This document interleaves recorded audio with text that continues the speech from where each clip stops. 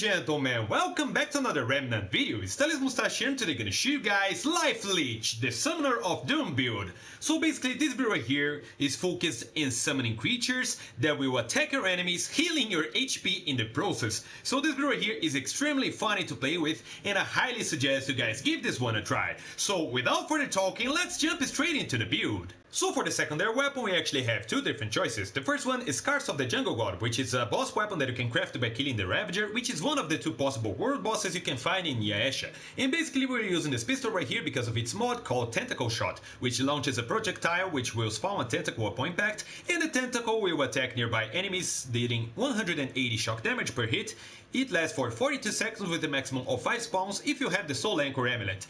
And basically the damage of your summoned creatures also scale with your difficulty. For example, in hard mode the tentacle will hit for 306 damage per hit, and if you have the Leech Amber Ring and the Triad trait maxed out, you will gain back 10% of the damage as your HP. So you gain about 30 HP back whenever the tentacle hits something, which is really good in terms of DPS and in terms of survivability. Now for the second weapon of choice, you can use any pistol you'd like, as long as you're able to equip the Beckon mod on it. The Beckon mod summons a Wasteland Skull which shoots projectiles that deal 45 damage per hit, and it lasts for 84 seconds with a maximum of 4 spawns if you have the Soul Anchor Amulet equipped. Now, to get the Beckon mod, you will have to kill a boss called Raze. It should spawn in one of the dungeons from the Rome area. Now, this mod right here only has one drawback. The skulls do not deal melee damage, so you cannot gain HP back when they attack. By the way, in hard mode they will deal about 102 damage per shot, which is really good if you have 4 of them summoned at the same time because they attack very quickly and they chase enemies in the map. So depending on the map you're currently in the game and depending on the boss you're fighting, they will be extremely helpful. So bear that in mind. Now for the primary weapon, you can use any weapon that you like as long as it lets you equip the Seed Caller weapon mod. Now this mod right here can be obtained by killing the Mangler in one of the optional dungeons in Earth, and it summons a Root Hollow that deals 60 damage per hit and lasts for 42 seconds with a maximum of 4 spawns if you're wearing the Soul Anchor Amulet. The damage of the Seed Caller also scales with difficulty, dealing about 120 damage on hard mode per hit. And as you can summon 4 of those creatures at the same time and they will actually seek enemies throughout the maps, it makes them excellent in terms of healing, because whenever they hit something, at least in hard mode, they will heal you for about 12 HP per hit. So it's really good in terms of DPS as well.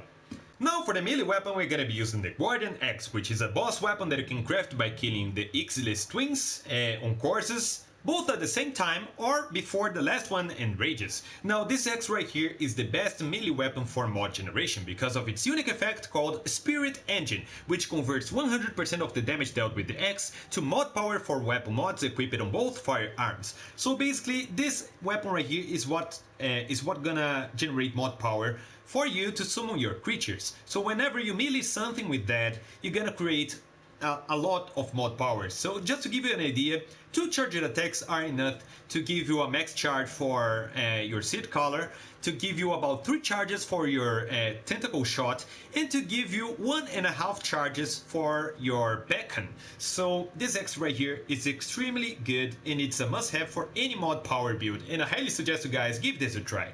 So now for the armor set, we're gonna be using the Cultist set, which is the starting armor for the X-Cultist class. By the way, if you chose a different class, you can buy the whole armor set from the Blacksmith in War 13. Now the name of my Cultist set is Doomsayer because I'm using a different skin, which I got as a bonus of the pre-order. By the way, don't worry because it doesn't give you any different bonuses, it's only about being fashion. And actually this armor right here is the best armor for mod power generation because the 3 pieces set bonus gives you plus 40% mod power whenever you hit something. So it's going to be extremely good even for end game content because mod power generation is extremely helpful in this game, so I highly suggest you guys to give this set a try. Now for the amulet, we're gonna be using the Soul Anchor, which increases the duration of summoned creatures by 40% and the max minion count by 1. So this amulet is a must-have for any summoner build. Now you can get this amulet by completing the Reanimator event in one of the optional dungeons in Yaesha area. So bear in mind to go there with friends because this event is extremely tough to solo. So now for the rings, we're gonna be using the Leech Amber ring, which converts 5% of all melee damage dealt by you or by your summoned creatures into health to you. So this ring right here is what's going to keep you alive in this game. This ring can be obtained in the very first area of Rome or its optional dungeons. And for the second ring, we're gonna be using the Root Circlet, which increases melee attack speed by 15%. Now this ring can be obtained by talking to the cultists in the Cult of the Root event in one of the optional dungeons from the Earth area. Now this ring right here will be extremely helpful for mod power generation because it increases the melee attack speed by 15%, which means we can attack faster with our Guardian Axe, which means we can generate mod power faster. So it's really good for this build right here.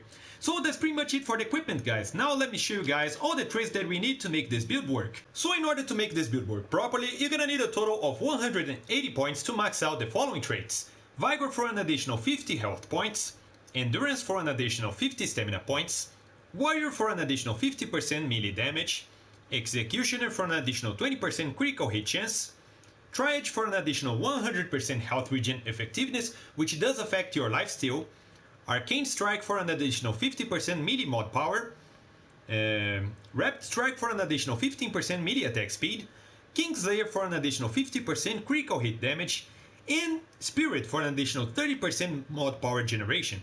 And those are all of the traits that you're gonna need, even on hard mode. That's all you're gonna need for this build right here. Of course, you can spend more points to make it even better. In traits like Mind's Eye for an additional ranged damage bonus, and Exploiter for an additional 25% weak spot damage.